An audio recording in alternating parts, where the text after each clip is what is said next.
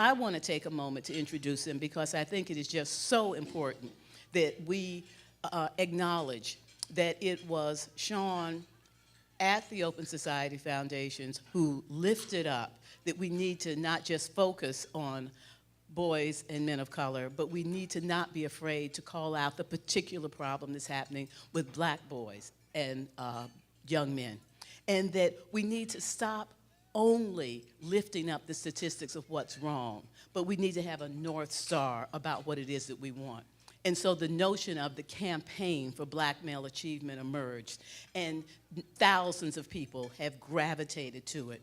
And then he went even further by looking at what he was seeing and thinking strategically, how do we address the fundamental issues of needing to have an infrastructure that can keep the momentum going beyond just a moment in time?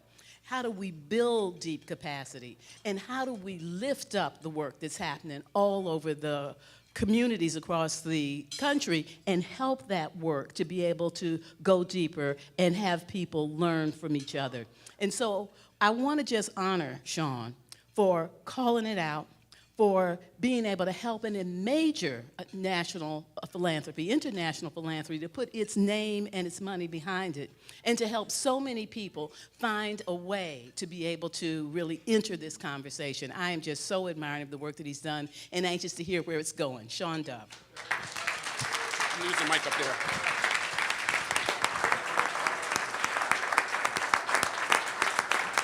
Wow, wow, all right.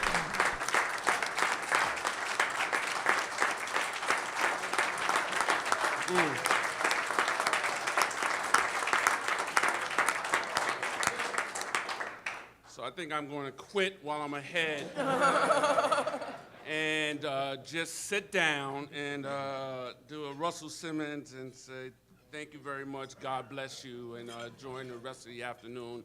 Angela, thank you for that introduction. Coming from you, someone that I've worked with over 25 years, and your leadership just certainly means a lot. I just want to welcome everyone, and I really think that you all should be giving yourselves a standing ovation and not necessarily Shawn Dove a standing ovation, because this is indeed a moment in time and moment in history that we should be celebrating. And let me tell you about history and the sense of urgency. I'm just so glad that I'm hearing over and over today that we must act with a sense of urgency. We must think bold. I remember when I was working with Andrea Batista Schlesinger when she was a special advisor to Mayor Bloomberg when they were planning the Young Men's Initiative. And I was running the campaigns for Black Male Achievement, and we were meeting on a regular basis. I was consulting her, and she met with probably a number of people in here and what this big, bold initiative was going to look like. And one day she called me, and I left her a voicemail message, and I said, I'm looking forward to connecting. And she left me an angry reply, and she said, I am not interested in connecting with you, Shawn. I am interested in making history. 6 months after that, Open Society Foundations partnered with Bloomberg Philanthropies in the city of New York to launch the Young Men's Initiative. At that moment, and still now the largest philanthropic public-private endeavor for young men and boys. And so I start off to say that we should embrace Andrea's spirit of making history. We have heard so much today about seizing the moment, not letting this opportunity slide by. And there's a lot that has happened since the summer of the verdict and the speech. And that's what I call a year ago, the summer of the verdict and the speech. And we all know very well of the George Zimmerman verdict. Some of us say that it's the Trayvon Martin verdict, but it was the George Zimmerman verdict when he was acquitted for murdering Trayvon Martin. And exactly a week after that is when the president made his impromptu speech in the press room and challenged this nation and basically challenged everyone in this room how can we do a better job investing in African-American men and boys? How can we change how we view African-American men and boys? And how can we change how African-American men and boys feel valued in this country? And so I've just been really honored and blessed to be a part of the Campaign for Black Male Achievement. June 12th marks 6 years since we launched the Campaign for Black Male Achievement. And we've been talking about dollars. I spent most of my career on the other side of the philanthropic equation. And when I found out that I had $15 million over 3 years, I was like, whoa, I got a lot of money for Black Male Achievement. We launched the campaign on June 12th, and on June 13th, I realized we do not have enough money. Because once we made this public, the number of emails, the number of calls, the number of people who said they knew me in 3rd grade and summer camp was just off the hook. And so never in my wildest dreams did I think that we would get to this moment. And I think that that's part of the problem, right? It wasn't part of my wildest dreams. The Campaign for Black Male Achievement, and Angela, I thank you for the introduction, but it wasn't I that said we need to focus on black men and boys. We had board leadership, particularly in Lonnie Guinier and Jeff Canada, that challenged the OSF board to make an explicit focus in black men and boys. And Lonnie Guinier at a board meeting, I wasn't there, but Lonnie Guinier in a board meeting, who had just published a book, The Miner's Canary, said that black men and boys in America are the miner's canary. What we see happening to black men and boys is emblematic of what can happen in this nation. So I appreciate the bold leadership that the foundation has to launch the Campaign for Black Male Achievement. And it was only a 3-year initiative. We were going to solve this issue in 3 years. And I have a couple inflection points because this is really personal to me as it is to many of you. And I told Marcus, I had a PowerPoint, but I just felt compelled to come up and tell a couple stories and then whiz through the PowerPoint. Marcus, you give me the 5-minute sign when I have it. We do a lot of work around perceptions of black men and boys. But I remember when I took this job, I asked the question to myself, who are you to lead a campaign for black male achievement?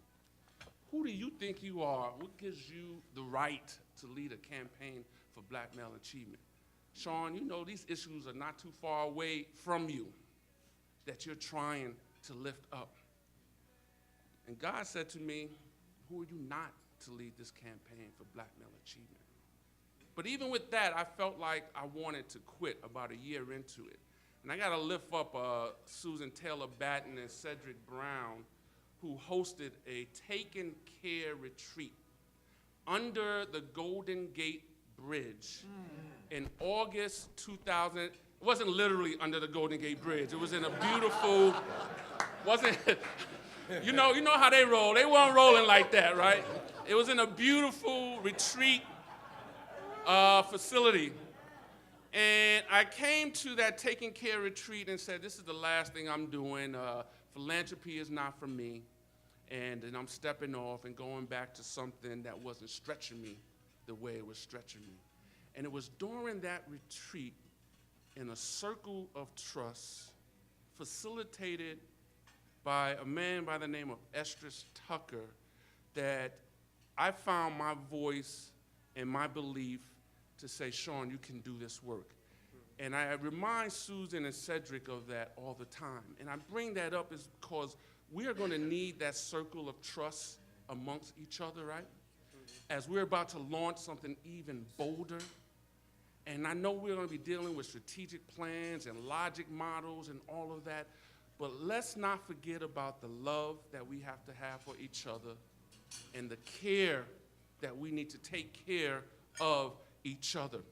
And the other inflection personal point about the Campaign for Black Male Achievement, about 18 months into it in a board meeting, George Soros said, I guess, I was going to say the board, but at that time, when George Soros said it, it was the board. I think it still is. I'll let Ken vouch for that. He had liked what he had saw in the first 18 months of the campaign, and during a board meeting, and this is the blessing of being at a foundation with a living donor. There's some burdens, but this was the blessing. In that meeting, he decided to take off the term limits of the campaign, take off the 3-year term limit, and scale up the budget of the campaign, literally tripling it. And when George Soros and the board of the Open Society Foundation made a big, bold bet for black male achievement, for this era, it shifted the atmosphere in this nation. But I want to be real clear that this work didn't start with the campaign for black male achievement. We can argue and say that this is centuries-long work. But I'm looking at Gail Christopher, and I am thinking about the Kellogg Foundation 20 years ago, launching Repairing the Breach, and the work that Bobby Austin did there. That was seeds to this moment right now. And yes, let's clap for Bobby, right? Because this work is hard in 2014. You know it's hard in 1994.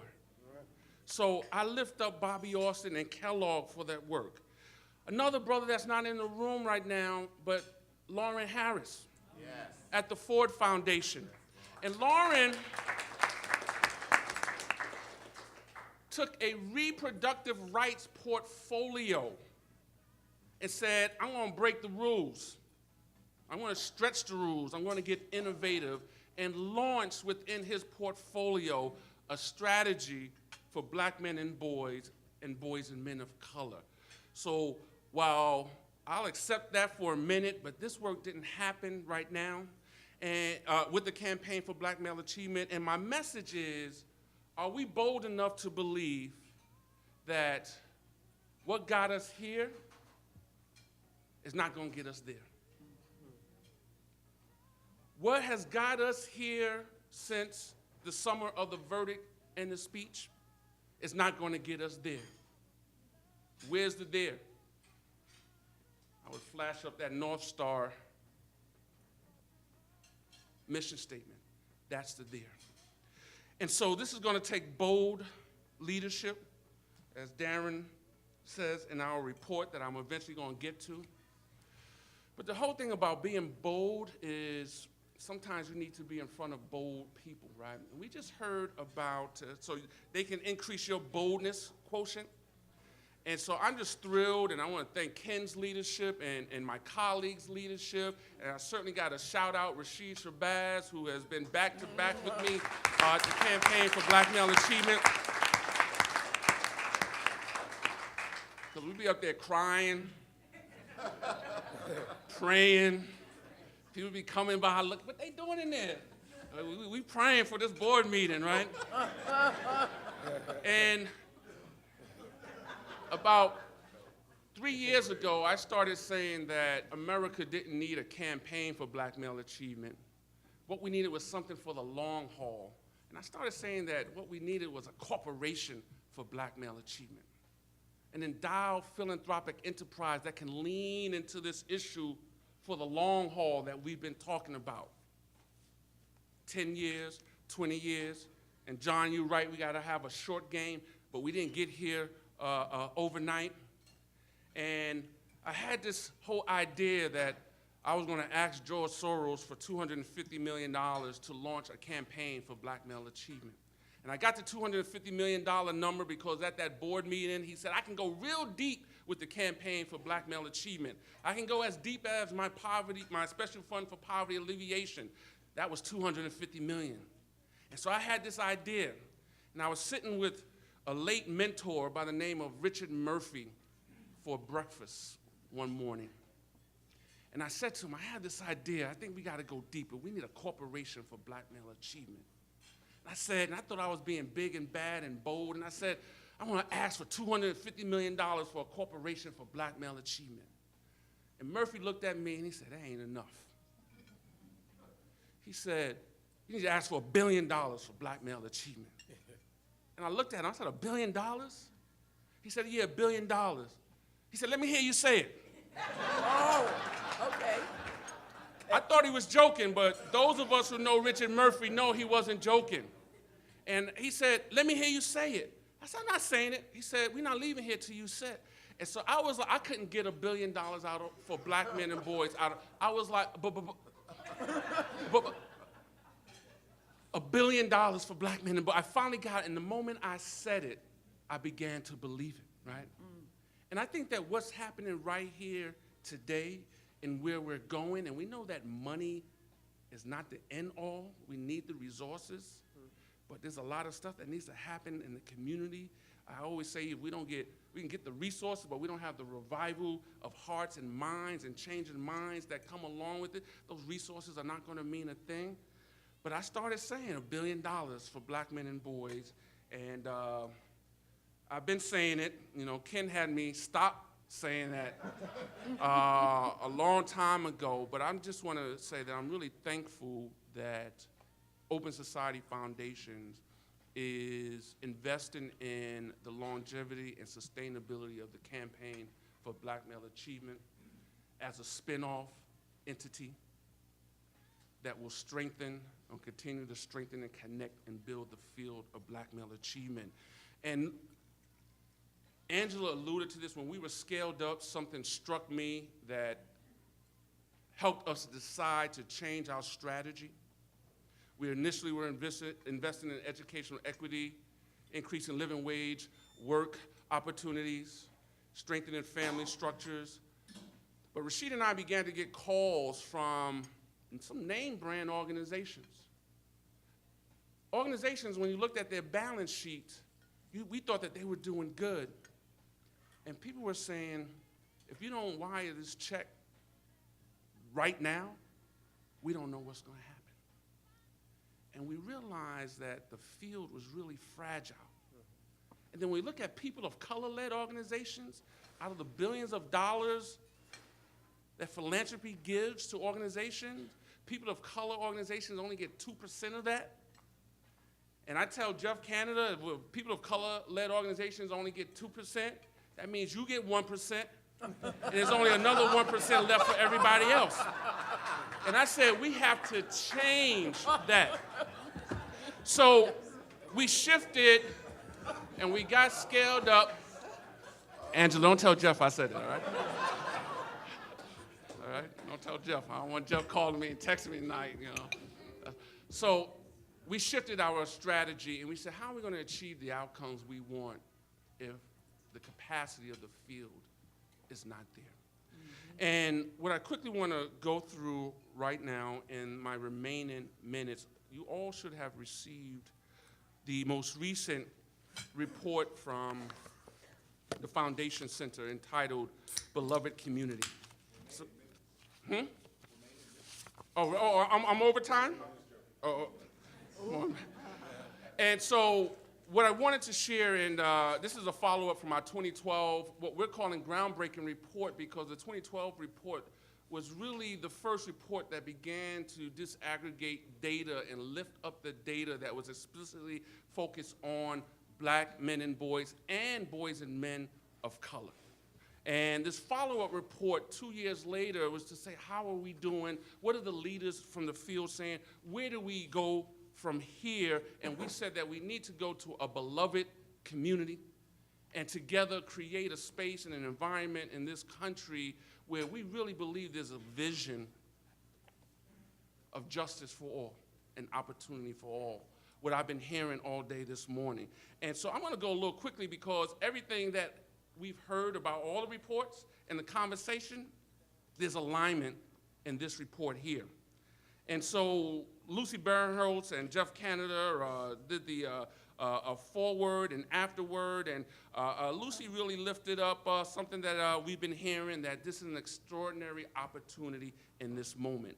And we thought it was really important to have Lucy, who is kind of a policy wonk, and many of you may know her, to get a different voice. We've been talking about widening the tent to have, we just can't have black people talking about black male achievement. We just can't have Latino people talking about Latino men and boys. We need some white men that can prove that they can jump for black male achievement. We need all types of folks to be able to step up. And that's why we had Lucy do this to broaden the tent. And so the report is broken down in two parts: mapping the landscape. We talked about philanthropy, nonprofits, research, government. I love Trabian Shorter's quotes. Endowed philanthropy is the freest capital in the whole U.S.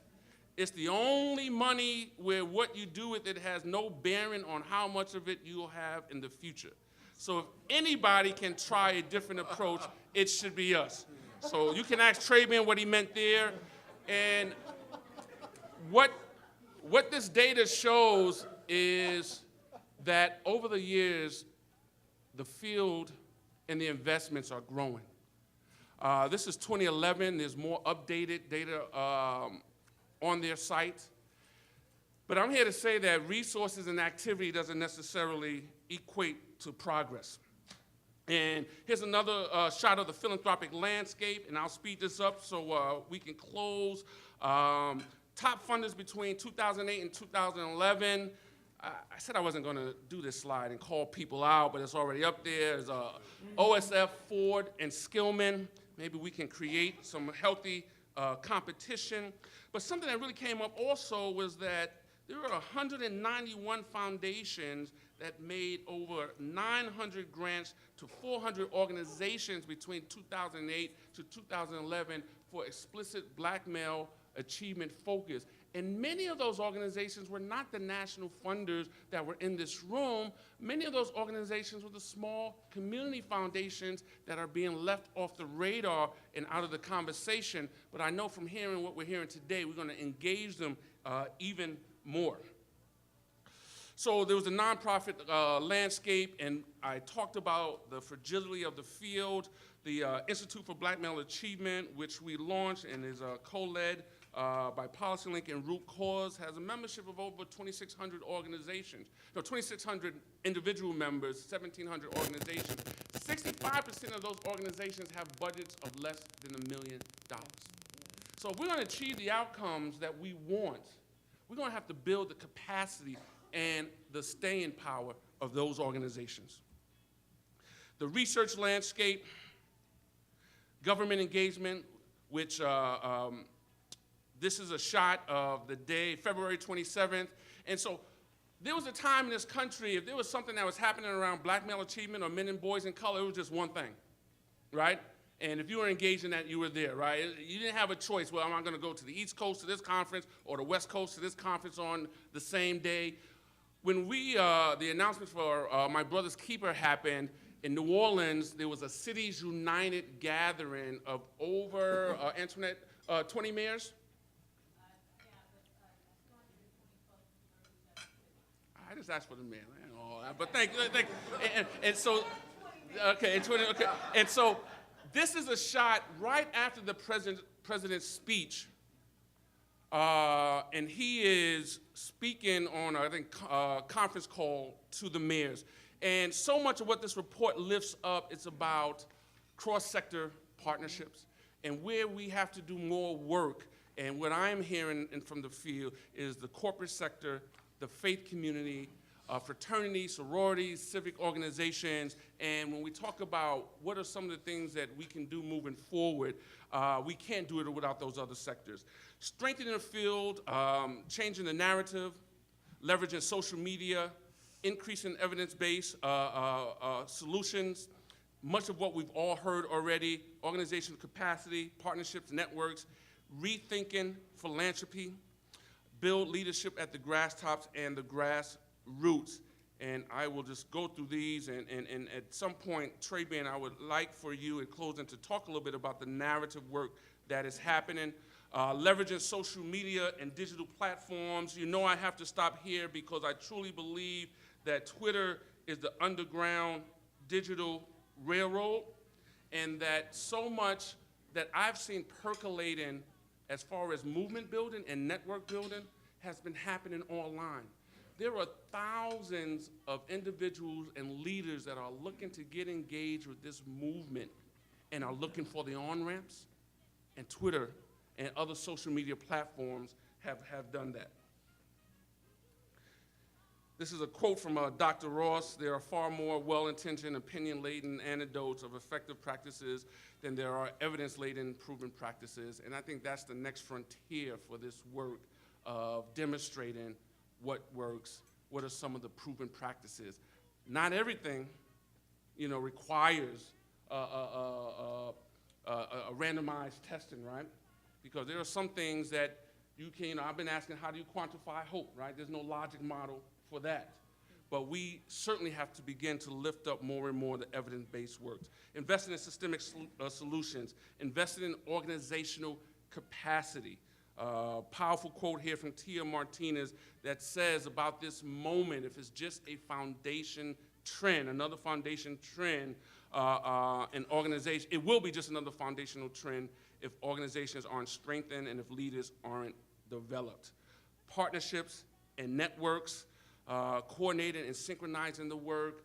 One of the things that my brother's keeper has done, it has elevated this conversation, but I think it has also stirred the waters, right?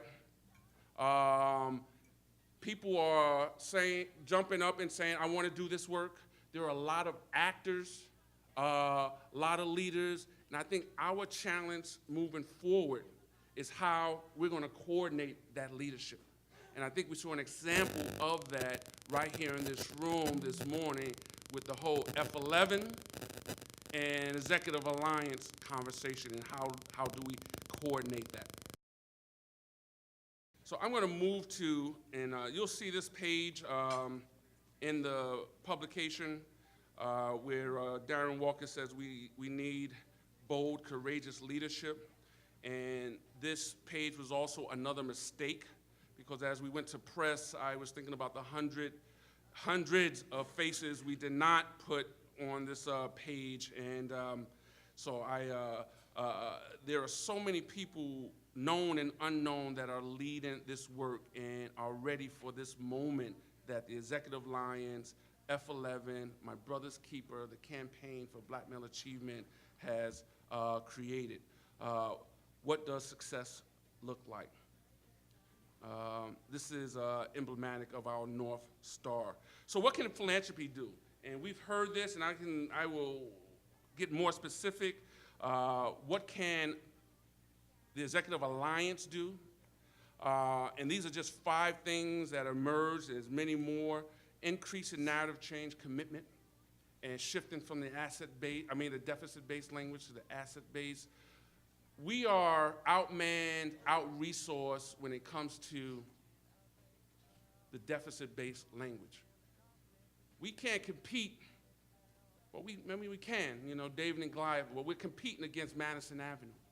And we need to really step up our investments in narrative change, but also letting young men tell their own stories and become masters of their own media, like the work that Be Me is doing and so many others are doing. How do we catalyze cross-sector collaborations, invest in leadership development, organizational sustainability, measure and promote what's working? Hopefully we'll hear from Susan Taylor-Batten and the work that AFI is doing around the land and developing a shared measurement system.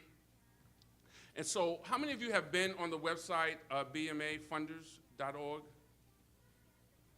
All right, I'm trying to get eye contact with a few people who have not. I encourage you to go there. That it is, I think, the most comprehensive site for resources, connections for Black male achievement and boys and men of color.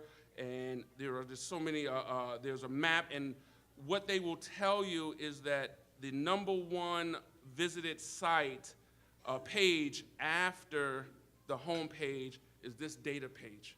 People are looking and wanting to find out why Black male achievement, what's the data to drive this work. And so in closing, I just want to say thank you. This work, for me, like it is for all of you, is personal. And someone said, not in my lifetime will I see the changes that I'm looking for. I want to believe that. I want to act with that sense of urgency. I think of that November 9th in 2008 when there were elders in that Chicago park after the results came in. And they were crying because they thought they would never, ever in their lifetime see the day when a black man was elected president in the United States.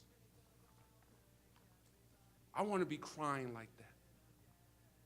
I want y'all to be crying. Lauren, I want you to be crying like that because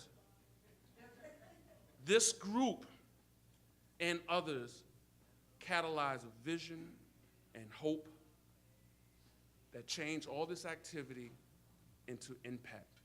And so I want to thank you, and I want to ask all of you to keep Rashid and I in your thoughts. And people are coming and saying, well, why are you spinning off? Why don't you just stay in your cushy philanthropy job? And my answer is like, I don't know what else to do but this. And so I'm just going to ask all of you just to like encourage and support us. This is a really exciting moment, but this is a scary moment. But nothing has ever been achieved with someone just standing there and not moving forward in fear. And Marcus, I just want to lift you up in your leadership.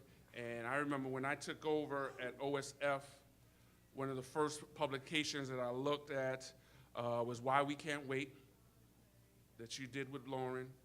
That message still resonates now, Why We Can't Wait, and Momentum as well. And so I just want to thank you for giving me this opportunity and this floor and what you have done to help catalyze and lead and facilitate. And there's a lot of hands, but just thank you for your leadership. Thank you.